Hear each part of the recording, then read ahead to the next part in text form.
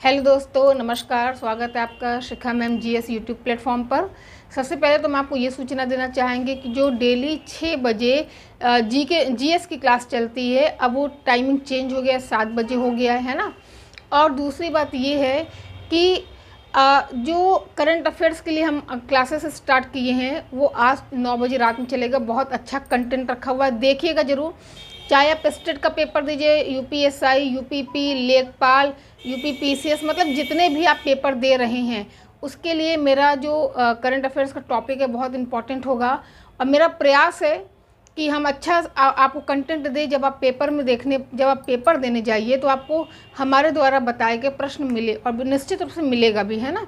तो आज का जो हमारा टॉपिक है आप देख सकते हैं, मेरे पीछे लिखा हुआ है क्या, भारत का नियंत्रक महालेखा परीक्षक, है ना। भारत का नियंत्रक महालेखा परीक्षक, ठीक। इनको इंग्लिश में कहते हैं controller and auditor general of India. इनका हिंदी में नाम नहीं आता, इनका नाम इंग्लिश में ही ज़्यादा आता है ना। कंट्रोलर एंड ऑडिटर की नियुक्ति कौन करता है, इनका कार्यकाल क्या होता है, इनका काम क्या होता है, तो आइए समझते हैं।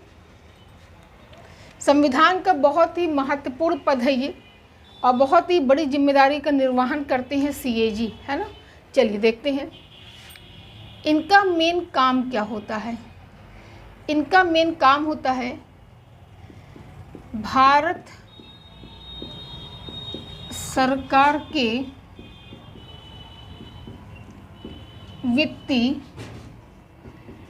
वित्तीय कार्यों पर नियंत्रण रखना, ठीक है। भारत सरकार के वित्तीय कार्यों पर नियंत्रण रखना सीएजी का मुख्य कार्य होता है। क्या होता है? सीएजी का मुख्य कार्य होता है ना। नोट करिए, फिर आपको समझाएं।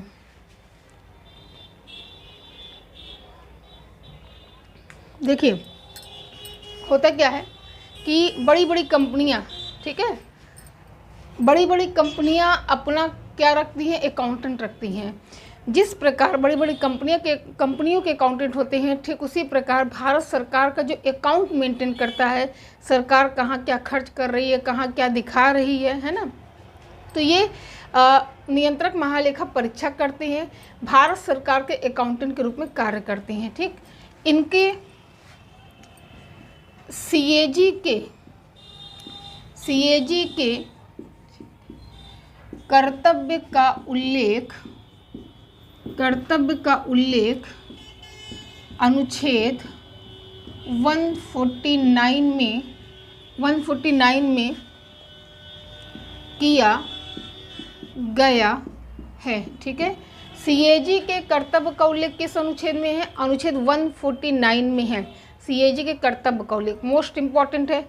पद का उल्लेख 148, एक बार कमेंट बॉक्स में लिख दीजिए सभी लोग, ठीक है। कर्तव्य का उल्लेख 149, 148, 149, 148, 149, अच्छे से इसको दिमाग में बैठा लीजिए। आगे समझिए, सीएजी का वेतन सुप्रीम कोर्ट के अन्य न्यायाधीशों के बराबर होता है, ठीक है। अगर पूछा जाए कि सीएजी का वेतन कितना होता है, तो सीएजी का वेतन होता है सुप्रीम कोर्ट के अन्य जजों के बराबर। अब आप कहेंगे अन्य का मतलब क्या होता है ना। तो ये समझिएगा, वर्तमान में सुप्रीम कोर्ट में 34 न्यायाधीश हैं। कितने? 34 है ना। ये मुख्य हैं, बाकी अन्य हैं। जो मुख्य हैं इनका नाम है एनवी रमन्ना, ठीक है। अगर ये एब्सेंट हैं तो इनके कर्तव्य का पालन करने के लिए अन्य न्यायाधीशों में से न्यायाधीश की नियुक्ति की जाती है। तो जो ये अन्य वाले न्यायाधीश हैं, इन्हीं के वेतन के बराबर सीएजी का वेतन होता है। क्लियर हो गया? चलिए नोट करिए। अगर प्रश्न पूछा जाए सीएजी का काम क्या है, तो भारत सरकार के वित्तीय कार्यों पर नियंत्रण रखना। सीएजी के कर्तव्य का उल्लेख किस अनुच्छेद में है? अनुच्छेद 149 में है ना। सीएजी का वेतन सुप्रीम कोर्ट के अन्य जजों के बराबर होता है। स्क्रीनशॉट ले लीजिए, हम आगे बढ़ें। चलिए अब हम आगे बढ़ते हैं। आर्टिकल 148, 149 याद रखिएगा। सीएजी कौन होते हैं? भारत सरकार के अकाउंटेंट होते हैं, अकाउंट मेंटेन करते हैं। ठीक, चलिए आगे समझिए। नियुक्ति हेडिंग रहेगी नियुक्ति। ठीक है, अगर हम नियुक्ति की बात करें कि सीएजी की नियुक्ति कौन करते हैं, ठीक है, तो आप समझिएगा सीएजी की नियुक्ति राष्ट्रपति द्वारा की जाती है। ठीक है, सीएजी की नियुक्ति किसके द्वारा की जाती है? सीएजी की नियुक्ति राष्ट्रपति के द्वारा की जाती है। सीएजी चाहे तो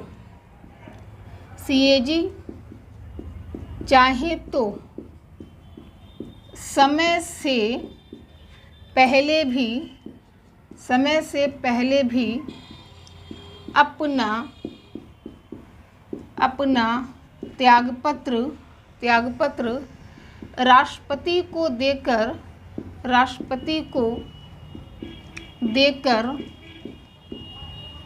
पदमुक्त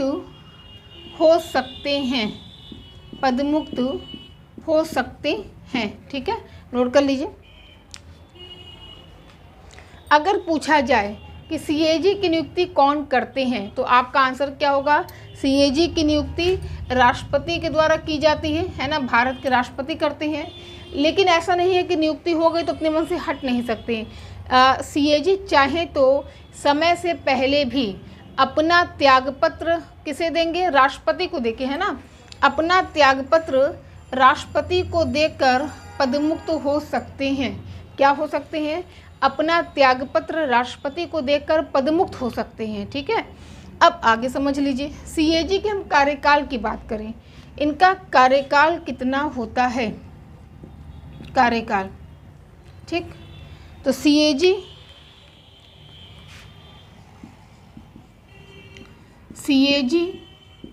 अपने पद पर 6 वर्ष अथवा 65 वर्ष की आयु तक रहते हैं। ठीक है, ब्रैकेट में जो भी पहले हो। ठीक, अब आप कहेंगे इसका मतलब क्या होता है? देखिए होता क्या है, मान लीजिए किसी व्यक्ति की आयु कितने साल है?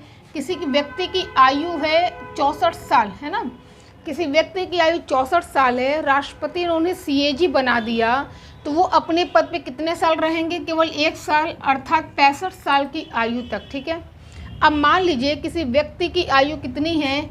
50 साल है और उन्हें सीएजी बना दिया जाए, तो भैया पद पे कब तक रहेंगे? तो आप कहेंगे 56 साल तक रहेंगे, है ना। देख लीजिए पद पर कब तक रहेंगे? 56 साल तक रहेंगे। तो आपकी आयु चाहे पहले हो जाए, चाहे आपका कार्यकाल पहले हो जाए, जब भी आयोग प्रश्न पूछेगा तो ये लिखा होगा कि यहाँ पे ब्रैकेट में कि जो भी पहले हो। ठीक है, चाहे आपकी आयु पहले हो जाए, चाहे आपका कार्यकाल पहले हो जाए। सीएजी की नियुक्ति राष्ट्रपति करेंगे, कार्यकाल 6 वर्ष अथवा 65 वर्ष की आयु तक। बनने की कोई भी लिमिटेशन नहीं है कि कितने साल में बनेंगे, लेकिन पदमुक्ति की लिमिटेशन है 65 साल। बने चाहे जब, रिटायरमेंट 65 साल अथवा 6 वर्ष, दोनों में से जो भी पहले हो। अब आगे समझ लीजिए। अब आपके मन में आ रहा होगा कि योग्यता क्या है, सीएजी बनने की योग्यता क्या है ना। योग्यता समझिएगा,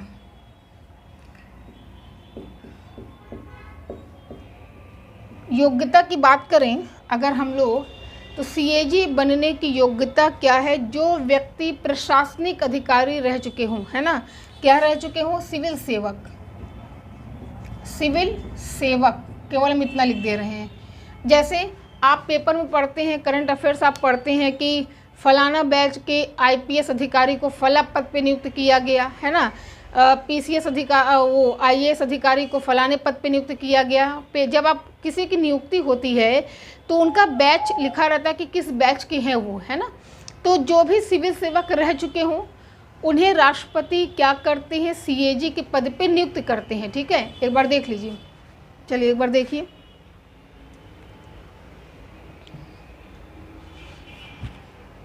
अब आगे समझिए, सीएजी का कार्यकाल कितना होता है। ठीक है, सीएजी का कार्यकाल तो हो गया, सीएजी को पद से कैसे हटाया जाएगा। अब हेडिंग डालिए, सीएजी को पद से हटाना। हेडिंग क्या है, सीएजी को पद से हटाना। ठीक है, सीएजी को कैसे पद से हटाया जाएगा, तो आप आंसर करेंगे कि सीएजी को केवल दो आधार पर पद से हटाया जा सकता है। ठीक है, सीएजी को केवल 2 आधार पर पद से हटाया जा सकता है। अब एक चीज़ हम आपको एक सूचना देना चाह रहे हैं, और सूचना क्या है, सूचना ये है कि आपको अगर यूपीएसआई का नोट्स चाहिए, सुपर टेट का नोट्स चाहिए, टीजीटी का नोट्स चाहिए, है ना, लेखपाल का नोट्स चाहिए, ग्रामीण विकास का चाहिए, तो वो सारे नोट्स के लिए आप दिए गए नंबर पे हमें व्हाट्सएप कर सकते हैं। और नोट्स बहुत ही बेहतरीन, एकदम शानदार नोट्स है। ठीक है, वो नोट्स आपको बहुत ही एक मिनिमम शुल्क पे प्रोवाइड किया जाएगा। शुल्क कितना क्या होगा जब आप व्हाट्सएप करेंगे तो उस व्हाट्सएप पे आपको शुल्क बताया जाएगा। ठीक है, तो अगर आप यूपी में या यूपी के बाहर किसी भी एरिया में रहते हैं, अगर आपको नोट्स चाहिए, है ना, हस्तलिखित नोट्स चाहिए, और बहुत ही बेहतरीन शानदार नोट्स है, चाहे वो सुपर टेट हो, यूपी टेट हो, सी टेट हो, तो आपको नोट्स मिल सकता है। आप दिए गए नंबर पर व्हाट्सएप करिएगा, अपना डिटेल बताइएगा, तो आपको नोट्स मिल जाएगा। ठीक है, बहुत ही कम शुल्क पे शुल्क आपको बताया जाएगा उसी में। ठीक है, चलिए आगे समझिए। सीएजी को पद से हटाना, है ना, सीएजी को केवल 2 आधार पर पद से हटाते हैं।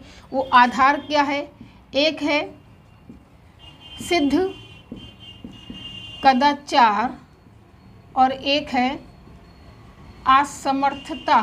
ठीक है, सिद्ध माने प्रूव करना, कदाचार मतलब मिसबिहेवियर, असमर्थता मतलब इनकैपेसिटी, कार्य करने की क्षमता ना होना, है ना। जैसे आप लोग अंग्रेजी में कहते हैं कि प्रूव कर दीजिए फलाने चीज़ को, तो प्रूफ, सिद्ध माने प्रूव करना, कदाचार मतलब मिसबिहेवियर। जैसे कभी कभी होता है कि अपने पद पे हैं, घूस ले लिए या किसी का शोषण कर दिए, मानसिक या शारीरिक कोई भी प्रकार से, तो ये आधार होता है हटाने का। इनकैपेसिटी, जैसे होता क्या है कि कभी कभी कार्य करने की क्षमता नहीं होती, फिर भी जान दिए पड़े हैं, लगे पड़े हैं, मरे जा रहे हैं ना, तो ये असमर्थता केवल इन 2 आधार पे हटाया जाएगा। एक चीज़ और समझिएगा, सुप्रीम कोर्ट के जज को हटाना हो, हाई कोर्ट के जज को हटाना हो, नियंत्रक महालेखा परीक्षक को हटाना हो, निर्वाचन आयुक्त को हटाना हो, तो इन सभी को केवल 2 आधार पे हटाया जाता है, प्रूव्ड मिसबिहेवियर, इनकैपेसिटी। ठीक है, आगे समझिए। हटाने का प्रस्ताव संसद के किसी भी सदन में लाया जा सकता है और दोनों सदन में 2/3 विशेष बहुमत जरूरी है। ठीक है, नोट कर लीजिए, देखिए समझिएगा। हटाने का प्रस्ताव कहाँ लाया जाएगा, तो आप कहेंगे संसद के किसी भी सदन में लाया जाएगा, चाहे सदन लोकसभा हो, सदन चाहे राज्यसभा हो, और दोनों सदन में 2/3 विशेष बहुमत जरूरी होगा। ठीक है, कितना, दोनों सदन में 2/3 विशेष बहुमत जरूरी होगा। तो प्रश्न कैसे बनता है, सीएजी के पद का उल्लेख किस अनुच्छेद में है, 148, सीएजी के कर्तव्य का उल्लेख किस अनुच्छेद में है, 149, सीएजी का काम क्या होता है, तो भारत सरकार का अकाउंट मेंटेन करना, सीएजी की नियुक्ति कौन करता है, राष्ट्रपति करते हैं, कार्यकाल कितना होता है, 6 वर्ष अथवा 65 वर्ष की आयु तक, योग्यता जो भी प्रशासनिक अधिकारी रह चुके हैं, सीएजी को कितने आधार से हटाया जा सकता है, 2 आधार, प्रूव्ड मिसबिहेवियर इन कैपेसिटी हटाने का प्रस्ताव संसद के किसी भी सदन में लाया जाएगा और दोनों सदन में 2/3 विशेष बहुमत जरूरी होगा।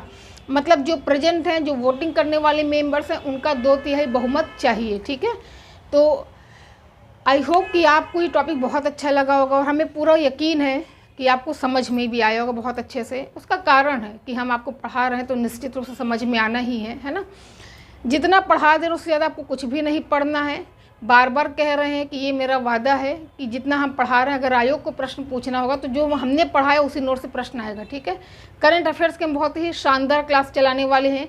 आपको हर प्रकार का नोट्स मिलेगा, करंट अफेयर्स हो, IPC वाला नोट्स हो, SI के लिए धारा वाला नोट्स हो, संविधान का हो, TGT PGT, सारा नोट्स आपको मिलेगा। दिए गए नंबर पे आप व्हाट्सएप कर सकते हैं। ठीक है, चलिए आज के लिए इतना ही, तो मिलते हैं अगली क्लास में। बस वीडियो को आप शेयर करते रहिए, अपना प्यार सपोर्ट बनाए रखिए। जय हिंद, जय भारत, नमस्कार।